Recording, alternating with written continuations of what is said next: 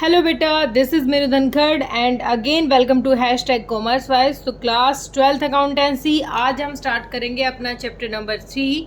Chapter है हमारा change in profit sharing ratio among the existing partners. जो हमारे पार्टनर्स हैं उनमें जो पीएसआर है वो किस तरीके से चेंज होगी, कैसे उसका इफेक्ट रहेगा, कौन पार्टनर अपना जो प्रॉफिट का पार्ट है वो छोड़ के जाएगा, कोई एक्स्ट्रा ले जाएगा, क्या सेक्रीफाइसिंग रेशियो रहेगी, वो सारी चीज़ें हम इस चैप्टर में कवर करेंगे। तो जो हमारी पार्टनरशिप फंडामेंटल बुक है उस बुक के ये नींव की तरह काम कर रहे हैं ये चैप्टर, जो प्रीवियस सेकंड चैप्टर हमने किया है, जो इस चैप्टर में करेंगे चेंज इन पीएसआर या फिर जो भी गुडविल का ट्रीटमेंट करेंगे, वो सारे के सारे जो टॉपिक हैं वो हमारी नींव की तरह काम करेंगे इस पूरी बुक में। ठीक है, तो आज स्टार्ट कर रहे हैं हम अपना नया टॉपिक। तो सबसे पहली जो चीज़ है वो सीखेंगे हम। सबसे पहली क्या चीज़ होगी, पार्टनरशिप। एक डेफिनेशन की तरह करा रही हूँ। Partnership agreement defines the terms of relationship among partners. जो पार्टनरशिप एग्रीमेंट होता है बेटा वो क्या दिखाता है हमें, वो दिखाता है कि जो पार्टनर्स हैं उनका रिलेशन कैसा है उनके बीच में। देखो आपने पढ़ा है ना, पार्टनरशिप एग्रीमेंट के लिए मैंने एक अलग से पूरी वीडियो बना रखी है कि एग्रीमेंट क्या होता है, ओरल भी हो सकता है, रिटर्न भी हो सकता है। तो पार्टनरशिप एग्रीमेंट क्या दिखाता है हमें, वो बताता है कि किस तरीके का रिलेशनशिप हमारे पार्टनर्स में है। ठीक है, उसके बाद हम लिखेंगे partnership agreement defines the terms of relationship amongst partner whenever there is change in the terms of existing agreement। ये कह रहे हैं कि अगर कोई भी चेंज होता है, जो पीएसआर होती है, जो हमारी प्रॉफिट शेयरिंग रेशियो है, उसमें इन केस कोई चेंज होता है तो वो क्या बन जाता है, उसका वो क्या बन जाएगा हमारे लिए, it results in reconstitution of the firm. क्या बन जाएगा, रिकॉन्स्टिट्यूशन ऑफ द फर्म्स। अगर आपसे पूछता है कि रिकॉन्स्टिट्यूशन ऑफ फर्म्स क्या है, तो एक नंबर का एमसीक्यू हम यहाँ से भी कवर कर सकते हैं। एमसीक्यू के क्वेश्चन में आ जाएगा कि रिकॉन्स्टिट्यूशन ऑफ फर्म्स क्या है। जब पीएसआर में प्रॉफिट शेयरिंग रेशियो में कोई भी चेंज होता है और एक नई पीएसआर बन जाती है, नया प्रॉफिट शेयरिंग रेशियो बन जाता है पार्टनर्स में, तो वो होता है रिकॉन्स्टिट्यूशन ऑफ द फर्म। ठीक है, हुआ क्लियर। रिकॉन्स्टिट्यूशन क्या होता है, एक तो होता है कॉन्स्टिट्यूशन जब हम फर्म को बना रहे हैं। ठीक है, एक फर्म को दोबारा अपने आप बन जाएगी जब उसमें हमारा जो पीएसआर है वो चेंज हो जाएगा, क्योंकि जो पार्टनरशिप है उसमें मेन होता है एग्रीमेंट, और एग्रीमेंट में हम वो सारी चीज़ें लिखते हैं जो पार्टनर्स में पहले से डिसाइड हो चुकी है कि पार्टनर्स को कितना प्रॉफिट मिलेगा, पार्टनर्स की आगे क्या क्या रिस्पॉन्सिबिलिटीज़ हैं, किस तरीके से क्या क्या ट्रीटमेंट होगा। ठीक है, वो सारा का सारा हम प्रीवियस वीडियो में कर चुके हैं, प्रीवियस चैप्टर में। तो यहाँ पर क्वेश्चन कह रहा है कि partnership agreement defines the term of relationship among partners whenever there is change in the term of existing agreement, it results in reconstitution of the firm. अगर किसी भी तरीके से पीएसआर में चेंज हो रहा है एग्जिस्टिंग पार्टनर्स का, तो वो क्या कहलाएगा हमारे लिए, वो कहलाएगा रिकॉन्स्टिट्यूशन ऑफ द फर्म। अब हमें एक पॉइंट यहाँ से क्लियर हो गया है कि रिकॉन्स्टिट्यूशन क्या होता है। रिकॉन्स्टिट्यूशन होता है कि जब पीएसआर में कोई चेंज आया हुआ। ठीक है, उसके बाद हम पढ़ते हैं कि वो कौन कौन से इवेंट्स हैं जब किसी भी फर्म का रिकॉन्स्टिट्यूशन होगा। इन द इवेंट ऑफ, ठीक है, a firm is reconstituted in the event of. वो कौन कौन से इवेंट है जिससे एक फर्म का क्या हो सकता है, रिकॉन्स्टिट्यूट होगा, वो दोबारा से क्या होगा, उसमें जो चेंज हो गए दोबारा से एक नई फर्म की तरह काम करेगी। Change in PSR, change in PSR among the existing partner, same वही बात हमने अभी बताई थी कि जो हमारे एग्जिस्टिंग पार्टनर्स हैं अगर उनकी PSR प्रॉफिट शेयरिंग रेशियो में कोई चेंज आता है तो हम समझेंगे कि हमारी फर्म का क्या हो रहा है, रिकॉन्स्टिट्यूशन हो रहा है। उसके बाद सेकंड पॉइंट है, अगर कोई नया पार्टनर फर्म में आ रहा है, एडमिशन ऑफ पार्टनर, पार्टनर कहें फिर आप पार्टनर भी कह सकते हो या फिर आप पार्टनर्स भी लिख सकते हो कि कोई मतलब एक से ज़्यादा पार्टनर फर्म में आ रहे हो या सिर्फ एक पार्टनर आ रहा हो, ठीक है। अगर कोई पार्टनर से जा रहा है, अगर किसी की रिटायरमेंट है, ठीक है, रिटायरमेंट के टाइम पे भी क्या होगा, फर्म क्या होगी, रिकॉन्स्टिट्यूट होगी, ठीक है। पार्टनर रिटायरमेंट के टाइम पे, किसी की डेथ हो जाए, किसी भी पार्टनर की डेथ हो पे पार्टनर, तो भी क्या होगी, हमारी फर्म रिकॉन्स्टिट्यूट होगी। उसके बाद है सबसे अच्छा पॉइंट है ये, अमंग ब्लेमेशन, बेटा मुझे बोलना नहीं आता, मतलब ये मर्जर वर्ड यूज कर सकते हैं हम इसके ऑप्शन में, ऑफ 2 और मोर पार्टनरशिप फर्म, मतलब जब 2 या 2 से ज़्यादा फर्म मिलके एक नई फर्म बना ले, जैसे 2 अलग अलग फर्म हैं A और B और दोनों मिलके इकट्ठी बन जाए AB, ये एक अलग फर्म बन गई, तो ये होता है अमलगमेशन, ठीक है, यानी मर्ज हो गई है, क्या हो गई है, 2 या 2 से ज़्यादा फर्म क्या हो गई हैं, मर्ज हो गई हैं। तो यहाँ तक क्लियर है। सबसे जो नया पॉइंट इसमें है, मतलब ये चीज़ें हम क्यों सीख रहे हैं, क्योंकि आगे हमारे चैप्टर है, एडमिशन ऑफ ए पार्टनर हमारा चैप्टर है, रिटायरमेंट है, डेथ है और ये मर्जर वाला भी है, ठीक है। उसके बाद एक जो पॉइंट आपको अपने दिमाग में रखना है कि रिकॉन्स्टिट्यूशन ऑफ फर्म, रिकॉन्स्टिट्यूशन ये बिल्कुल मस्ट है, इम्पोर्टेंट लिख लीजिए, आपको ये लाइन आपको दिमाग में रखनी है। Reconstitution of firm always leads to change in profit sharing ratio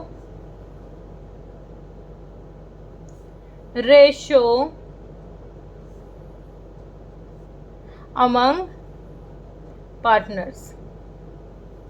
अगर किसी फर्म का रिकॉन्स्टिट्यूशन हो रहा है तो एक चीज़ अपने दिमाग में सेट करनी है कि जो पार्टनर्स हैं उनका PSR में भी कुछ चेंज होगा, ठीक है।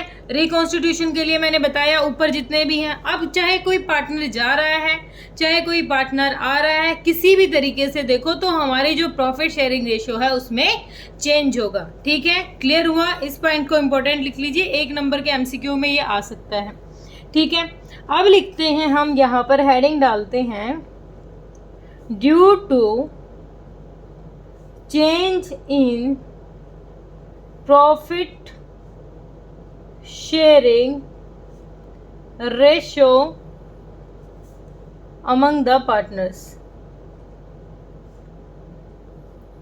अमंग द पार्टनर्स, ठीक है। जब भी, ठीक है, इसके बाद लिख देते हैं then whose share of profit,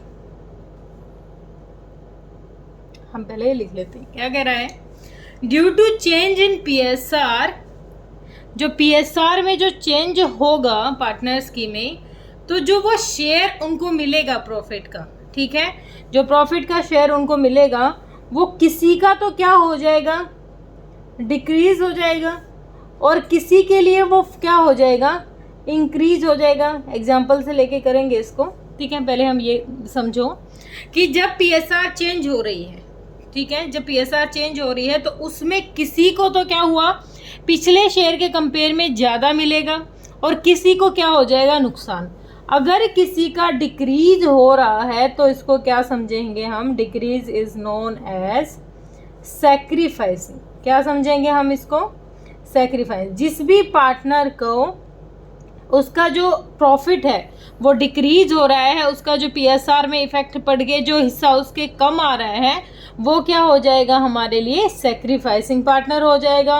और जिसका क्या है, प्रॉफिट शेयरिंग रेशियो इंक्रीज हो रहा है, वो क्या बोला जाएगा हमारे लिए बेटा, वो बोला जाएगा गेनिंग पार्टनर। ठीक है, तो अब एक तरीके का ये तो गारंटी है कि यहाँ पर इफेक्ट पड़ेगा। ठीक है, अगर पीएसआर में चेंज हो रहा है तो पिछले से हम कंपेयर करके देखेंगे। हम क्या निकालते हैं यहाँ पर, हम निकालते हैं सैक्रिफाइसिंग या फिर गेनिंग रेशियो निकालते हैं। क्या निकालते हैं, सैक्रिफाइसिंग और गेनिंग रेशियो। ठीक है, जो भी, सॉरी ये एक्स्ट्रा लिखा जाता है हमेशा, रेशियो, ये निकालते हैं। इसका एक फॉर्मूला है, बिल्कुल सिंपल सा फॉर्मूला है, old PSR minus new PSR. अब इसको एग्जांपल से समझते हैं। लेट्स सपोज एक एग्जांपल ले रहे हैं हम। पहले दो पार्टनर थे ए और बी। ठीक है, दोनों का जो प्रॉफिट शेयरिंग रेशियो था वो था 1:2। ठीक है, और अब इन्होंने डिसाइड किया है कि आगे से जो हमारा प्रॉफिट शेयरिंग रेशियो रहेगा ना, वो रहेगा 1:1। ऐसे लगा के चलते हैं। चलो, जो ए है उसका पहले कितना था, 1 लाख रुपए कैपिटल थी। ठीक है, मतलब प्रॉफिट लगा लो, 1 लाख रुपए प्रॉफिट था, या फिर कैपिटल लगाओ आप।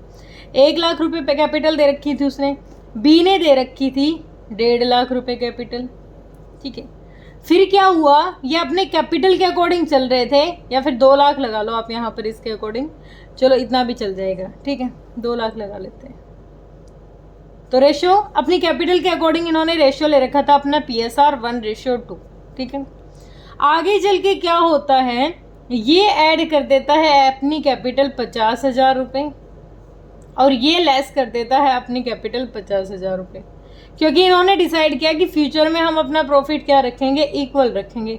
तो अब इनकी कैपिटल क्या रही, कैपिटल भी इक्वल हो गई, कैपिटल के अकॉर्डिंग ये पीएसआर चेंज कर रहे थे। तो पहले तो क्या रेशियो था इनका, पहले तो 1:2, अब कितना हो गया है 1:1। अब प्रॉफिट पे किस तरीके से इफेक्ट पड़ेगा, जो हम ये ऊपर वाला फॉर्मूला अप्लाई करेंगे इसके अकॉर्डिंग देख लेते हैं। तो पहले क्या था, ए का हिस्सा निकाले अगर हम, तो पहले क्या था, इसको 1/3 मिलता था, और बी को कितना मिलता था, 1/2/3। बी को कितना मिलता था, 2/3। और न्यू पीएसआर क्या हो गई, -1/2 -1/2। क्लियर हुआ यहाँ तक। अब हम इनका निकालें तो 2 और 3, और यहाँ भी निकालें 6, तो यहाँ पर हो जाएगा 4 और 2 3 जा 6 और 3। ठीक है, हमें क्लियर हुआ। ऐसे निकालते हैं ना हम एलसीएम करके। तो ये तो आ गया -1/6 और ये आ गया 1/6। ठीक है, अब पहले क्या था, इसको पहले मिल रहा था ज़्यादा या कम, पहले कितना मिल रहा था, आप ध्यान दो एक बार।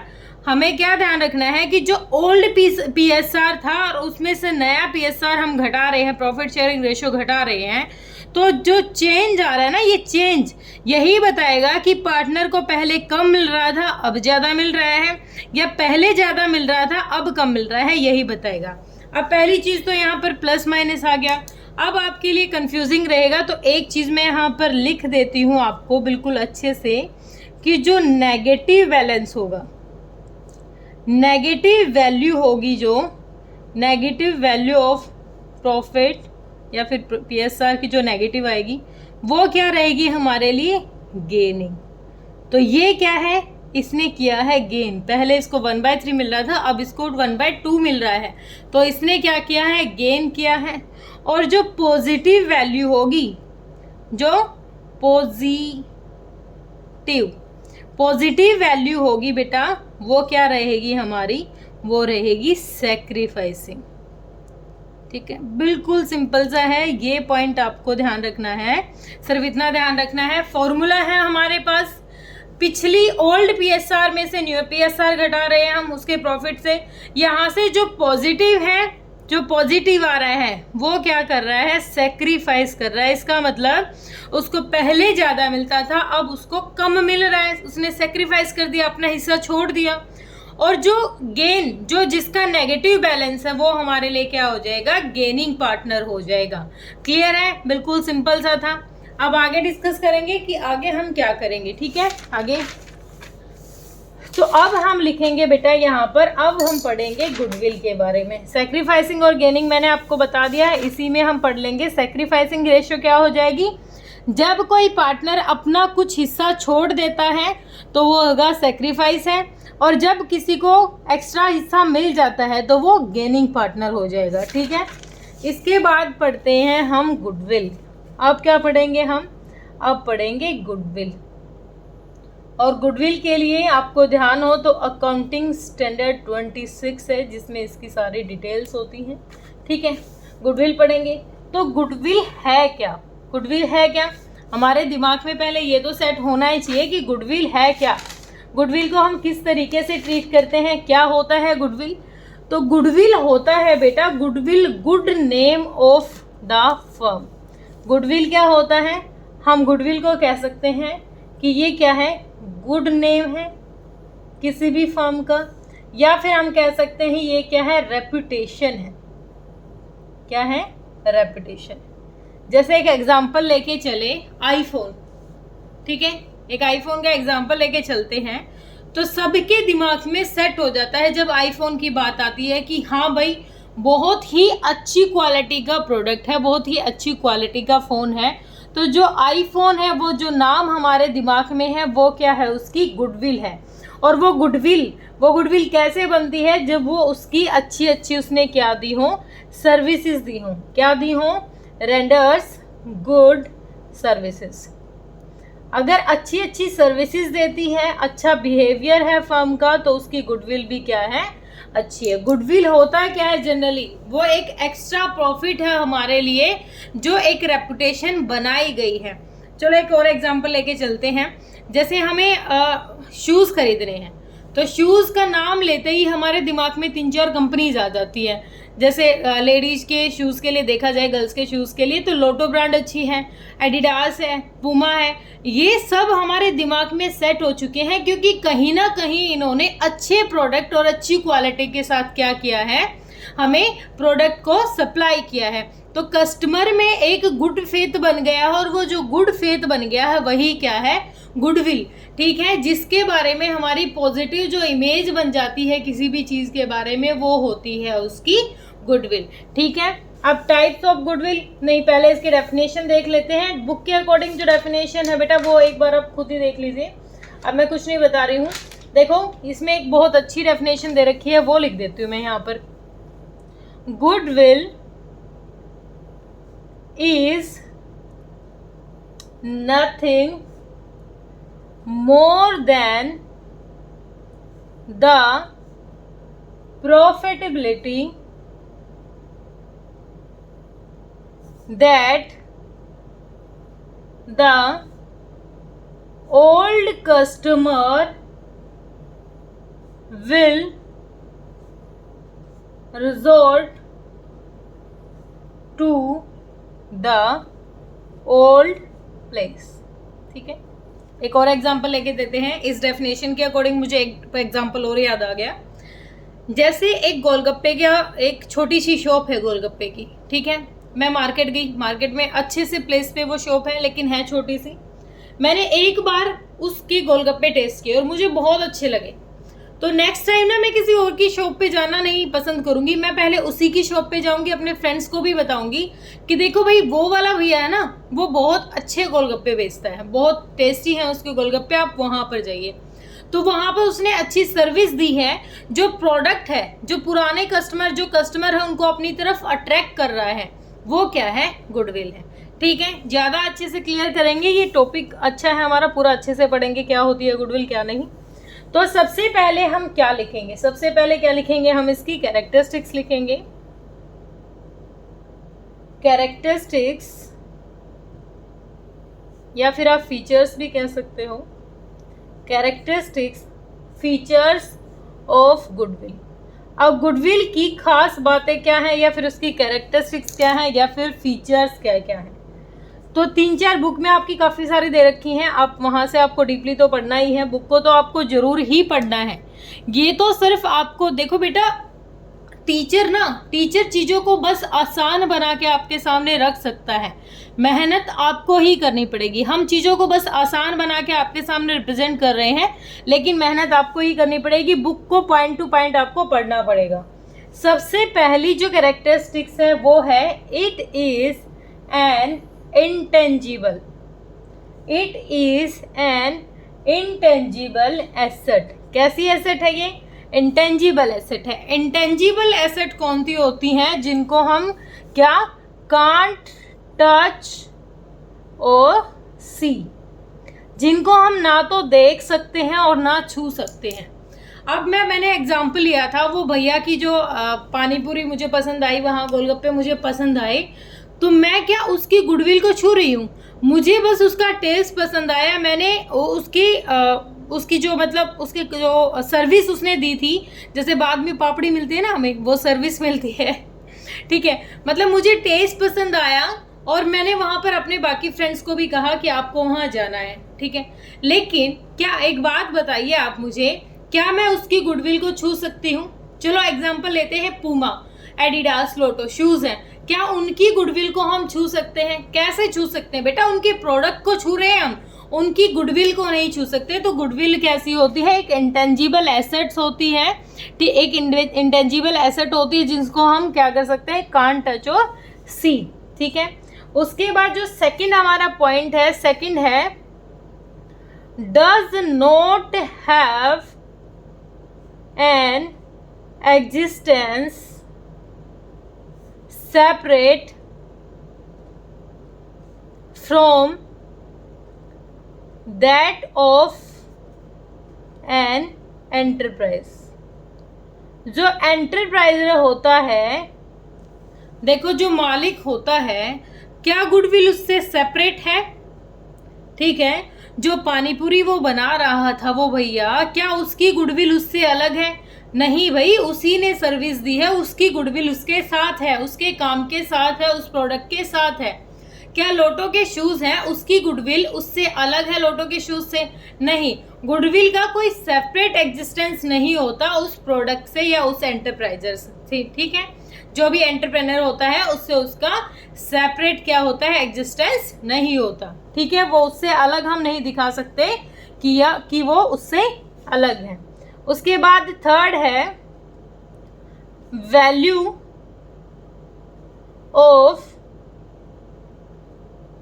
Goodwill is subjective as it depends on the assessment of valuer. जो गुडविल की वैल्यू होती है वो कैसी होती है? सब्जेक्टिव होती है। सब्जेक्टिव मतलब हर पर्सन के लिए अलग होती है। मेरे लिए लोटो के शूज़ अच्छे हैं, मेरे लिए टाइटन की वॉच अच्छी है, और मेरे लिए उनकी जो गुडविल है उनकी वैल्यू अलग है। अब मैं अगर कहूँ, मैं एक एग्जांपल लेके चलूँ, मुझे जैसे आइसक्रीम पसंद है तो अमूल की आइसक्रीम पसंद है, तो अमूल की गुडविल मेरे अकॉर्डिंग तो भाई 100 करोड़ 1000 करोड़ इतनी होगी गुडविल। तो ये कैसी है? सब्जेक्टिव है, हर पर्सन के लिए अलग अलग है, ये नहीं है कि वो सबके लिए सेम है। तो गुडविल की जो वैल्यू होती है वो कैसी होती है? सब्जेक्टिव होती है। जितने भी उसके जो मतलब यूज़र हैं उन सब के लिए क्या है, वो अलग अलग है, ठीक है। उसके बाद फोर्थ पॉइंट पे आते हैं हम। फोर्थ पॉइंट हमें क्या कहता है कि ये किस चीज़ में हमें हेल्प करती है? It helps in earning higher profit. Higher profit कैसे? अब देखो, जैसे मैंने पानीपुरी का एग्जांपल लिया आपको, अब पहले मैंने जाके वहाँ देखा और मुझे बहुत अच्छा लगा, मुझे टेस्ट बहुत अच्छा लगा, मैं बड़ी खुश हुई। अब मैंने अपने फ्रेंड्स को बताया, तो मैंने उसकी पब्लिसिटी, मतलब मैं ये नहीं कह रही कि मैंने उसकी पब्लिसिटी की, लेकिन मुझे वो चीज़ अच्छी लगी तो मैंने बाकी को बताया, तो उसके बदले में उसको क्या हुआ, हायर प्रॉफिट हो गया। अगर गुडविल अच्छी है किसी भी फर्म की, किसी भी उसकी काम जो कर रहा है, जो हमें सर्विस दे रहा है, उसकी गुडविल अच्छी है, तो उस गुडविल के बदले में उसको क्या मिलता है बेटा, हायर प्रॉफिट मिलता है। क्या मिलता है, हायर प्रॉफिट मिलता है। ठीक है, क्लियर हुआ। इसके बाद डिस्कस करेंगे हम अगली चीज, टाइप्स ऑफ गुडविल। क्या डिस्कस करेंगे हम यहाँ पर, टाइप्स ऑफ गुडविल। कैरेक्टरिस्टिक्स बहुत सारी हैं, बाकी आप बुक में पढ़ें, जो थोड़ा बहुत मुझे लग रहा था बताने लायक वो मैंने यहाँ पर बताया है। ठीक है, आप बाकी बुक से कवर करें। टाइप्स ऑफ गुडविल पढ़ेंगे कि गुडविल कितने टाइप की होती है। एक तो होती है बेटा परचेज्ड गुडविल, जिसको हमने खरीदा हो, परचेज गुडविल, ये पढ़ेंगे अच्छे से, टेंशन मत लो। और एक होती है self generated goodwill. Self generated goodwill कहो, या फिर आप इसको कह सकते हो कि नॉट परचेज्ड गुडविल। ठीक है, दो तरीके की गुडविल पढ़ेंगे हम। दो तरीके की गुडविल होती है, एक तो होती है परचेज्ड गुडविल और एक होती है self generated goodwill. Purchase goodwill कौन सी, जिसको हमने खरीदा हो, क्या हो, जिसको हमने खरीदा हो, वो कौन सी गुडविल होती है, वो होती है हमारी परचेज गुडविल। और इसके लिए अकाउंटिंग स्टैंडर्ड 26 में सारी चीज़ें गिवन होती हैं। ठीक है, तो परचेज गुडविल के बारे में एक दो पॉइंट है, पहले मैं वो कवर कराती हूँ। परचेज गुडविल क्या होती है, it arises on purchase of business for which the firm has paid consideration in cash और काइंड। कैश में भी हो सकता है और काइंड में भी हो सकता है। परचेज गुडविल क्या होती है, परचेज गुडविल होती है कि अगर कोई बिजनेस उसको खरीद रहा है तो वो बदले में क्या करेगा, या तो उसके कंसिडरेशन में कैश देगा या फिर किसी चीज के बदले में उसको खरीदेगा। मतलब वहां पर वो क्या कर रहा है, उसको खरीद रहा है, उसने खुद नहीं बनाई है, वो क्या कर रहा है, उसको खरीद रहा है, उस गुडविल को। खरीदेंगे कैसे, ये एग्जाम्पल के साथ बताऊंगी पूरे एक्सप्लेनेशन के बाद। सेकेंड पॉइंट लिखेंगे हम कि ये क्या है, एसेट बन जाएगी। क्या है, it is an asset for the company. Asset कैसे हो जाएगी, जब किसी चीज को हमने खरीदा है, जब किसी चीज की वैल्यू लगा के हमने खरीदा है इन द कैश या फिर अदर थिंग, तो वो हमारे लिए क्या बन गई, वो हमारे लिए हमारी एसेट बन गई है। ठीक है, उसके बाद है थर्ड पॉइंट, जो ये गुडविल होती है, this goodwill is generally amortized within 10 years or within the life of goodwill। अब देखो ये इस पॉइंट से क्या क्लियर हुआ है। अब हमने उस गुडविल को खरीदा है, किसी के नाम को खरीदा है। जैसे अगर मैं एग्जांपल लेके चलूँ, मैं जो लोटो के शूज़ हैं जो मुझे बहुत ज़्यादा पसंद है, या फिर जो टाइटन की वॉच है मुझे बहुत ज़्यादा पसंद है, और मैं चाहती हूँ कि मैं अलग से उस कंपनी को क्या करूँ, उस कंपनी की गुडविल खरीद लूँ, उसका नाम खरीद लूँ, चाहे मुझे 200 करोड़ 300 करोड़ जितने भी पैसे लग रहे हैं, मैं उसकी गुडविल खरीदती हूँ। और जब मैं किसी फर्म से, किसी कंपनी से उसका नाम ले रही हूँ, उसकी कमाई हुई मेहनत ले रही हूँ, तो बदले में क्या दिया, मैंने कैश दिया। ठीक है, कैश दिया या फिर किसी चीज़ के बदले में खरीदा होगा। ठीक है, अब किसी चीज़ के बदले में या कैश देके जब हम कोई चीज़ खरीद रहे हैं तो वो एज ए एसेट ट्रीट की जाएगी। ठीक है, और जब ऐसे एज ए एसेट हम ट्रीट कर रहे हैं, तो आप ध्यान दीजिए, हमने 11th में भी पढ़ा था कि जो एसेट्स होती हैं उन पे क्या होता है, वो डेप्रीशिएट होती चली जाती हैं।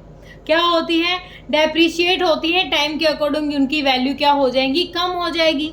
तो एसेट तो ये भी है, लेकिन ये कैसी एसेट है बेटा, ये इंटेंजिबल एसेट है। इंटेंजिबल एसेट है और हमने पढ़ा था कि अगर एसेट है तो वो डेप्रिशिएट होगी, लेकिन इंटेंजिबल एसेट है तो वो क्या हो जाएगी, अमोर्टाइज्ड हो जाएगी। वो क्या हो जाएगी, अमोर्टाइज हो जाएगी, वैल्यू उसकी भी कम होगी। हर साल जैसे डेप्रिशिएशन लगता था ना, इस पे अमोर्टाइजेशन हो जाएगा, वैल्यू इसकी भी घटेगी। टेंजिबल के लिए डेप्रिशिएशन होता है और इंटेंजिबल के लिए अमोर्टाइजेशन होता है। ये वर्ड दोनों का सेम ही होता है, ठीक है। अकाउंटिंग स्टैंडर्ड 26 हमें कह रहा है कि जो भी गुडविल आप परचेज कर रहे हो वो मिनिमम 10 ईयर तो आप लगाओगे, कि वो मिनिमम 10 ईयर के लिए तो आप उसको अच्छे से वर्क करोगे। ऐसे नहीं है कि 10 साल के अंदर ही आपने उसकी बिल्कुल ही ज़ीरो वैल्यू दिखा दी है। क्लियर है। ये तो वो था कि जो गुडविल हमने परचेज की है, ठीक है। अब ऐसी भी गुडविल होती है जिसको हमने खुद कमाया हो, अपनी मेहनत के बदले कमाया हो। ऐसी गुडविल जिसको हमने परचेज नहीं किया, हम लिखेंगे this goodwill is not purchased for consideration but it earned by the efforts of the management या फिर जो भी उसके पार्टनर्स होंगे। मतलब ये गुडविल खरीदी नहीं। एक तो गुडविल है जिसको हमने खरीद लिया हो, एक गुडविल है जिसको मैनेजमेंट ने या फिर पार्टनर्स ने अपनी मेहनत से कमाया है। इसका सबसे एग्जाम्पल हम लेके चलते हैं जो पतंजलि के प्रोडक्ट हैं उनका। जो पतंजलि ने अपने सारे प्रोडक्ट मार्केट में उतारे और जो अच्छी सर्विसेज दी हैं, वो क्या एग्जांपल है, उन्होंने अपनी गुडविल को सेल्फ जनरेट किया है। उन्होंने किसी से अपनी गुडविल खरीदी नहीं है, उन्होंने अपनी मेहनत से, एक अच्छे मैनेजमेंट की एफिशिएंसी से क्या किया है, उन्होंने अपनी गुडविल क्या किया है, जनरेट किया है, ठीक है। ये खरीदी नहीं है। उसके बाद सेकंड जो पॉइंट है, this goodwill is not recorded as an assets in the books। अब एक बात बताओ, जब किसी चीज को हमने खरीदा था, उस चीज को तो लिख सकते हैं कि इस वैल्यू में हमने इस चीज को खरीदा है, लेकिन जब किसी चीज को हमने खरीदा ही नहीं, हमने अपनी मेहनत से कमाया है, तो अपनी मेहनत को हम कैसे रिकॉर्ड कर सकते हैं? अपनी मेहनत थोड़ी ना दिखा सकते हैं, उसकी वैल्यू होगी तभी तो दिखाएंगे ना। अपनी मेहनत की वैल्यू थोड़ी ना दिखा पाएंगे हम, कि जो मेहनत है, अपनी मेहनत का कोई मोल नहीं होता, ठीक है। तो हम यहाँ पर क्या करेंगे, इसमें गुडविल है जो यहाँ पर परचेज की है वो एज ए एसेट ट्रीट की जाएगी, उसको रिकॉर्ड भी किया जाएगा एसेट साइड। लेकिन जो सेल्फ जनरेटेड गुडविल है बेटा, उसको हम क्या रिकॉर्ड नहीं कर सकते, ठीक है। यहाँ तक क्लियर हुआ कि दो टाइप की हमारी जो वीडियो है, सॉरी दो टाइप की वीडियो कह रही हूँ, जो हमारी दो टाइप की गुडविल है उनमें से परचेज गुडविल और सेल्फ जनरेटेड गुडविल में क्या डिफरेंस है। दो तरीके की गुडविल हमने यहाँ पर एक्सप्लेन की है। इसके बाद एक और टॉपिक इसी वीडियो में करा देती हूँ, ठीक है। अब देखिए बेटा, अब पहली बात तो ये कि नीड क्या है हमें गुडविल की वैल्यूएशन की। Need for valuation of goodwill. अब जो गुडविल है उसकी वैल्यूएशन की ज़रूरत क्या पड़ी, ठीक है। जो हम इतनी वैल्यू निकाल के बता रहे हैं कि ये दो तरीके की गुडविल है, ये रिकॉर्ड होती है, ये रिकॉर्ड नहीं होती, हम इतनी जो बातें कर रहे हैं उसकी ज़रूरत क्या है, ठीक है। उसकी ज़रूरत पढ़ लेते हैं। तो पहली जो ज़रूरत है, when there is change in PSR amongst partners. जो हमारे पार्टनर्स हैं, अगर उनकी PSR चेंज हो रही है, उनकी पीएसआर में कोई चेंज हो रहा है तो उस टाइम उन्हें गुडविल की वैल्यू उनके साथ ट्रीट की जाएगी। गुडविल की रिकॉर्डिंग भी उनके साथ होगी कि कितनी हमारी गुडविल है और उसका कितना पार्ट हमें मिलना चाहिए। तो इसकी ज़रूरत, गुडविल की वैल्यूएशन की ज़रूरत कब होगी? जब हमारी जो प्रॉफिट शेयरिंग रेशो है उसमें कुछ चेंज आएगा। ठीक है, पहला पॉइंट तो ये। सेकंड पॉइंट हो जाएगा कि अगर कोई हमारे पार्टनरशिप में नया पार्टनर आ रहा है, एडमिशन ऑफ न्यू पार्टनर। ठीक है, कोई नया पार्टनर आएगा तब भी हमें ज़रूरत है वैल्यूएशन करने की। अगर किसी पार्टनर, कोई पार्टनर की रिटायरमेंट है या फिर डेथ है, रिटायरमेंट या डेथ ऑफ पार्टनर, तो भी हमें वैल्यूएशन करनी पड़ेगी, गुडविल की वैल्यू निकालनी पड़ेगी। ठीक है, अगर कोई पार्टनरशिप फर्म बेच रहे हैं, कोई बिक रही है पार्टनरशिप फर्म इज सोल्ड, उसको बेचा जा रहा है, तो भी गुडविल की वैल्यू निकालनी पड़ेगी हमें। उसके बाद है अगर 2 या 2 से ज़्यादा, 2 और मोर फर्म्स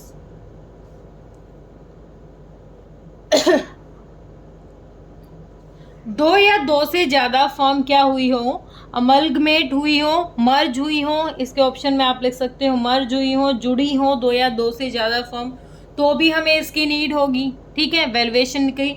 उसके बाद एक पॉइंट और है कि व्हेन पार्टनरशिप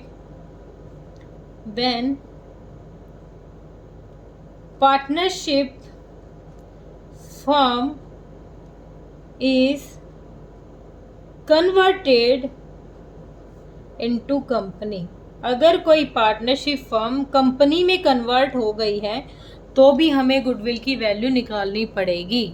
ठीक है, तो क्लियर हुआ यहाँ पर कि ज़रूरत क्या है हमें उसकी वैल्यू निकालने की। तो ये 6 पॉइंट है बेटा, यहाँ ज़रूरत पड़ती है हमें गुडविल की वैल्यू निकालने की, गुडविल की वैल्यूएशन करने की। ठीक है, अलग अलग मेथड्स हैं, अलग अलग चीज़ें हम अच्छे से करेंगे कवर। ठीक है, अब पढ़ते हैं हम एक चीज़ और पढ़ लेते हैं यहाँ पर, factor affecting value of goodwill. Value of goodwill, वो कौन कौन से फैक्टर हैं जो गुडविल को क्या कर रहे हैं, अफेक्ट कर रहे हैं। ठीक है, कौन कौन से फैक्टर, तो न 1 बाय 1 सारे फैक्टर हम पढ़ेंगे। सबसे पहला जो हमारा सबसे इम्पोर्टेंट होता है वो पढ़ते हैं। सबसे पहले देखो, अगर हमारा मैनेजमेंट एफिशिएंट है तो हमारी गुडविल डेफिनेटली अच्छी होगी। अगर मैनेजमेंट या फिर पार्टनर बिल्कुल मेहनत से काम कर रहे हैं, बहुत अच्छे से काम कर रहे हैं, बिल्कुल एफिशिएंटली वो काम कर रहे हैं, तो डेफिनेटली हमारी गुडविल क्या होगी, अच्छी होगी। अच्छी क्यों की होगी? क्योंकि एक ट्रस्ट बिल्डअप हो जाएगा, एक हायर लेवल का जो हम कहेंगे कि एक बॉन्ड बन जाएगी बहुत अच्छी। अगर मैनेजमेंट अच्छी है और बहुत अच्छे तरीके से वो काम कर रही है तो हमारी गुडविल क्या होगी, गुडविल भी अच्छी होगी। मैनेजमेंट मतलब जिसको काम करना बहुत अच्छे से आता है, ठीक है, बहुत अच्छे से जो वर्क कर रहा है, जो बिल्कुल पूरे एफर्ट दे रहा है हमारी फर्म के लिए। ठीक है, या फिर पार्टनर भी हो सकते हैं और मैनेजमेंट भी हो सकता है। उसके बाद सेकंड होगी बेटा फेवरेबल लोकेशन। अगर एक अच्छे प्लेस पर हमारी शॉप है, एक अच्छे प्लेस में, मेन मार्केट में जाते ही सबसे एक बड़ी सी शॉप है, बिल्कुल अट्रैक्टिव प्लेस पे है, तो वहाँ पर भी गुडविल इफेक्ट पड़ेगी। अगर अच्छी जगह पर हमारी दुकान है तो हमें हमारी जो गुडविल है वो अच्छी होगी। और अगर ऐसी जगह पर शॉप कर लें जहाँ पर किसी को पता ही ना चले कि यहाँ किसी की शॉप भी है, कोई आए ही ना, तो वहाँ पर गुडविल कैसे बन जाएगी। गुडविल के लिए कौन कौन से फैक्टर हैं वो हम पढ़ रहे हैं कि लिए कौन कौन सी चीज़ें ज़रूरी हैं, कहाँ कहाँ जो गुडविल है वो कम ज़्यादा होती रहती है। अगर हमारी लोकेशन अच्छी है, जो भी, अब चलो मैंने एक आइसक्रीम की शॉप खोल ली और मैंने उसको मेन मार्केट में खोल लिया जहाँ पर लोगों की भीड़ रहती है, आते जाते रहते हैं, तो आते जाते मार्केट में जो आएंगे वो देखेंगे शॉप है, आइसक्रीम है, गर्मी लग रही है, आइसक्रीम खाएंगे। और सेम शॉप मैंने कहीं बहुत दूर ऐसे प्लेस पे कर ली जहाँ पर किसी का आना जाना नहीं है, बस कबूतर चिड़िया यही आते हैं, तो लोकेशन का भी बहुत अच्छा इफेक्ट पड़ता है बेटा। ठीक है, उसके बाद जो थर्ड पॉइंट है हमारा, लॉन्गर एस्टेब्लिशमेंट ऑफ बिजनेस, मतलब कोई बिजनेस लंबे टाइम से टिका हुआ है। अगर मैं बात करूं अमूल की, अमूल 1942 की कंपनी है अमूल, और उसमें मेरे ख्याल से 1996 में जाकर ये आइसक्रीम वाला काम शुरू किया था। इतने लंबे टाइम से कोई बिजनेस टिका हुआ है जो बहुत अच्छी रेपुटेशन के साथ, तो ये भी उसकी गुडविल के लिए बहुत अच्छी बात है। उसकी गुडविल डेफिनेटली उसकी अच्छी ही होगी, ठीक है। अगर किसी का क्या हो, लॉन्गर एस्टेब्लिशमेंट ऑफ बिजनेस हो, एक लंबे समय से जो चीज़ चलती आ रही हो, ठीक है, ये भी अफेक्ट करेगी। उसके बाद है जो एडवांटेजेस हैं, किसके एडवांटेजेस होंगे पेटेंट्स के, जो राइट मिले हुए हैं, जो हमें राइट मिले हुए हैं। एडवांटेजेस ऑफ पेटेंट्स का मतलब होता है, पढ़ा है ना हमने, जो अलग से सेपरेट से राइट होते हैं, उन राइट्स का भी हमें फ़ायदा मिलता है, उनसे भी हमारी गुडविल अच्छी जनरेट हो सकती है, ठीक है। उसके बाद अगर मैं बात कहूँ एक्सेस टू सप्लाईज, ठीक है। एक्सेस टू सप्लाईज का मतलब है कि जब ये लगा के चलो, अभी कोरोना के टाइम पे बहुत सारे दुकानदार ऐसे थे, या फिर डॉक्टर की बात करें, जो ये बेचारे छोटे छोटे बैग वाले जो डॉक्टर होते हैं, इन्होंने बहुत ज़्यादा मदद की है, ठीक है। और फिर या फिर किराना स्टोर की बात करते हैं, कई ऐसे भी शॉपकीपर थे जिन्होंने पूरे लॉकडाउन में शॉप नहीं खोली, लेकिन कुछ ऐसे शॉपकीपर थे कि जिन्होंने इतने ऐसे टाइम पे भी, इतनी पेंडेमिक सिचुएशन में भी क्या किया है, लोगों की मदद की है, ठीक है। उनको चीज़ें सप्लाई की है, टाइम के अकॉर्डिंग चीज़ें उनको सप्लाई की है, जहाँ पर उनको कमी थी वहाँ पर, ठीक है। देखो जब चलो कुछ और सोचते हैं, ये नहीं, कोरोना की बात नहीं करेंगे, दोबारा से आ जाएगा वरना। देखो अगर मैं एग्जांपल लेके चलूँ कि मार्केट में मैं जाऊँ किसी चीज़ को ढूंढने, और बहुत सारी दुकानों पे मैंने ढूंढा, वो चीज़ मिल नहीं रही, लेकिन एक दुकानदार ऐसा है जो उस चीज़ को मुझे प्रोवाइड करवा रहा है, तो सप्लाई मस्ट है। बाकी जगह हो या ना हो, अगर आप टाइम टू टाइम सप्लाई दे रहे हो, डिमांड के अकॉर्डिंग सप्लाई आपकी अच्छी है, तो आपके लिए गुडविल भी आपकी क्या होगी, अच्छी जनरेट होगी, ठीक है। उसके बाद मैं कहूँ क्वालिटी ऑफ प्रोडक्ट, ये तो बिल्कुल बेस्ट है। क्वालिटी ऑफ प्रोडक्ट, जो प्रोडक्ट होता है उसकी क्वालिटी बहुत मैटर करती है बेटा, कि जो आप प्रोडक्ट बना रहे हो, जो भी अपने आपके प्रोडक्ट्स हैं, उनकी क्वालिटी। जैसे मैंने अभी बताया ना, लोटो के शूज़ मुझे बहुत ज़्यादा पसंद है, जैसे टाइटन की वॉच है, ये मुझे बहुत पसंद है क्योंकि इनकी क्वालिटी बहुत अच्छी है, ये चलते बहुत अच्छे हैं। ऐसे नहीं है कि जो वॉच है मुझे हर महीने उसमें सेल डलवाना पड़ रहा है, नहीं भाई, 2 साल हो जाते हैं, सेल चेंज भी नहीं करना पड़ता, ऐसे ही शूज़ के साथ होते हैं। तो अगर क्वालिटी आप बेटर दे रहे हो, तो अपने आप ही आपकी गुडविल भी अच्छी जाएगी, अपना आपका नाम हो जाएगा कि हाँ भाई, उस ब्रांड के जूते बहुत अच्छे हैं, उस ब्रांड की वॉच बहुत अच्छी है, ठीक है। उसके बाद है 7th पॉइंट कहूँ मैं अगर आपको, तो मार्केट सिचुएशन। मार्केट सिचुएशन का मतलब ये है कि जो प्रोडक्ट, जैसे मैंने अभी बताया ना, प्रोडक्ट की डिमांड के अकॉर्डिंग अगर हम जो सिचुएशन देख लेते हैं कि मार्केट में बाकी चीज़ें नहीं, ये चीज़ मार्केट में कम है और उस चीज़ को हम प्रोवाइड कर देते हैं, तो वो क्या है, मार्केट सिचुएशन है। सिचुएशन देख के हम चीज़ को सप्लाई कर देते हैं, तो वहाँ पर भी हमारी डिमांड बढ़ रही है, तो मतलब हमारे पास दुनिया आ रही है, हम उनकी डिमांड पूरी कर रहे हैं, तो कहीं ना कहीं वहाँ पर भी हमारी गुडविल, हमारी अच्छी गुडविल, हमारी एक रेपुटेशन बनती है, ठीक है। अब इसके बाद देखो रिस्क एसोसिएटेड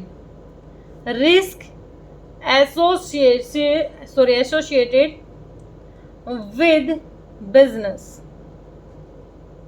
रिस्क, जहाँ रिस्क होता है ना बेटा बिजनेस में, अगर बिजनेस में रिस्क ज़्यादा है तो गुडविल क्या होगी, हमारी लेस होगी। जहाँ पर रिस्क है, ये अपने दिमाग में सेट कर लो, अगर रिस्क कम है तो गुडविल हमारी बहुत अच्छी होगी, लेकिन हमें लग रहा है कि रिस्क ज़्यादा है तो गुडविल अपने आप ही कम हो जाएगी, ठीक है। उसके बाद देखते हैं हम नेचर ऑफ बिजनेस। अब आप ऐसा प्रोडक्ट बना रहे हो, ऐसा बिजनेस है आपका जिसकी डेली ज़रूरत पड़ती है, जैसे साबुन की लगा लो। अब आप इस तरीके का प्रोडक्ट या फिर इस तरीके का बिजनेस कर रहे हो जिसका नेचर अच्छा है, जो डेली यूज़ में काम आता है, जिसका ज़्यादा से ज़्यादा यूज़ होता है, तो अपने आप ही वो क्या हो जाएगा, अपने आप ही आपकी गुडविल अच्छी बन जाएगी, ठीक है। उसके बाद है पास्ट परफॉर्मेंस। अगर आपने पीछे सर्विस अच्छी दी हुई है, आपकी जो पीछे आपके कस्टमर आपके पास आते थे उनको आपने क्या किया हो, बहुत अच्छी सर्विस दी हो, और उसके आपके मतलब जो पिछली परफॉर्मेंस आपकी बहुत अच्छी हो, आपने सर्विस भी अच्छी दी हो, जो आपने प्रोडक्ट दिया था वो बहुत अच्छा भी चल रहा है, बहुत अच्छी क्वालिटी है उसकी, तो हमारी पिछली जो परफॉर्मेंस है उनके अकॉर्डिंग भी हमारे कस्टमर दोबारा उसी प्लेस पे जाते हैं ना। ये एक डेफिनेशन में मैंने अभी बताया था कि जब जो कस्टमर होते हैं दोबारा उसी जगह पर चीज़ खरीदने जाते हैं तो अपने आप ही गुडविल हमारी क्या है, अच्छी है। पास्ट परफॉर्मेंस के अकॉर्डिंग लगा लो, या फिर मैं कहूँ जो सर्विस है, ठीक है, after sale service. After sale service हमने कोई चीज़ बेच दी, उसके बाद जैसे ये कहते हैं ना, जैसे एसी के टाइम, एसी जैसे अब गर्मी आ गई है तो एसी चलाएंगे हम, एसी लेके आते हैं तो कहते हैं कि 3 सर्विस हम फ्री में करेंगे, या फिर कभी भी हमें दिक्कत होती है और हम कॉल करते हैं और वो सर्विस हमारी अच्छी दे रहे हैं, हमें सर्विस अच्छी दे रहे हैं, तो कहीं ना कहीं हमारे दिमाग में एक पॉजिटिविटी रहेगी कि हमें दिक्कत नहीं है ये प्रोडक्ट खरीदने में, क्योंकि अगर प्रॉब्लम आएगी तो ये अपने आप ही आके घर पे हमारी सोल्व कर जाएंगे। जैसे एसी के लिए वो क्या करेंगे, एसी में अगर प्रॉब्लम आ रही है चलने में, या फिर मैं कहूँ हम वाईफाई का कनेक्शन लेते हैं, ठीक है, और कई बार काम ना हो, अच्छे से वो काम ना करे, बंद पड़ जाए, तो हम कॉल करें और उनकी सर्विस अच्छी हो कि वो 1 घंटे के अंदर देखने आ जाए कि ढंग से काम कर रहा है, वाईफाई नहीं कर रहा है, तो ये अच्छी सर्विसेज जो सेल सर्विसेज होती है, आफ्टर सेल सर्विसेज, वो क्या है, वो भी हमारे गुडविल पे बहुत अच्छा असर डालती हैं, ठीक है। या फिर जो हमारा कस्टमर के साथ रिलेशन है, गुड कस्टमर रिलेशन, जो हमारे कस्टमर हैं उनके साथ जो कस्टमर, मैंने क्या लिख दिया, कस्टमर, जो हमारे, एक सेकेंड बेटा स्पेलिंग गलत हो गई, जो हमारे कस्टमर हैं उनके साथ हमारी क्या हो, रिलेशनशिप अच्छी हो, ठीक है। अगर हमारे कस्टमर के साथ हमारी रिलेशनशिप अच्छी है तो वो भी हमारी जो गुडविल है उस पर बहुत अच्छा इफेक्ट डालेगी। एक तो कोई कस्टमर आए और आप इतने प्यार से बोलो, बटर, बिल्कुल बटर लगा दो उस पर कि आइए जी, बैठिए जी, सर्विस अच्छी दे रहे हैं, अब जैसे शूज़ हैं आपको पहना के देख रहे हैं बिल्कुल अच्छे से, चलिए मैम कोई दिक्कत नहीं है, गंदा नहीं होगा, वो सारी चीज़ें देखो जो हमने देखा है, शॉप पे हम जाते हैं तो वो बहुत अच्छे से रिएक्ट करते हैं। अगर हमें आधा घंटा बैठे हो जाता है, जैसे किसी कपड़े की दुकान पे जाते हैं तो आधा घंटा बैठा हो जाता है, तो वो क्या कहेंगे, मैम चाय लेंगे, कॉफ़ी लेंगे, मैम कुछ कोल्ड ड्रिंक वगैरह कुछ मंगवाएं मैम, तो वो क्या है बेटा, वो सर्विस का पार्ट है, वो सर्विस मतलब वो अच्छी सर्विस दे रहे हैं ताकि उनका एक अच्छा रिलेशन बन सके कस्टमर के साथ और कस्टमर दोबारा उनकी दुकान पर आए, ठीक है। तो ये सब क्या होता है, एक अच्छी गुडविल का पार्ट होता है, और गुडविल की वजह से ही हम एक्स्ट्रा प्रॉफिट कमा पाते हैं, ठीक है। तो जितना भी था गुडविल के बारे में टॉपिक मैंने आपको करा दिया है, तो होप बेटा आपको समझ में आया होगा, ठीक है। अगर आपको वीडियो पसंद आती है तो प्लीज़ मेरे चैनल को सब्सक्राइब कीजिए और मेरी वीडियोस को लाइक एंड शेयर कीजिए। कंप्लीट 2nd चैप्टर में करा चुकी हूँ, आप मेरी प्रीवियस वीडियो में देख सकते हो, पूरी प्लेलिस्ट मैंने वहाँ डाल रखी है, ठीक है। अगर किसी बच्चे को कहीं कोई प्रॉब्लम आ रही है, कोई डाउट है, तो आप कमेंट सेक्शन में डाल सकते हो, आपकी कमेंट का फीडबैक आपको ज़रूर मिलेगा, ठीक है बेटा। Thank you so much.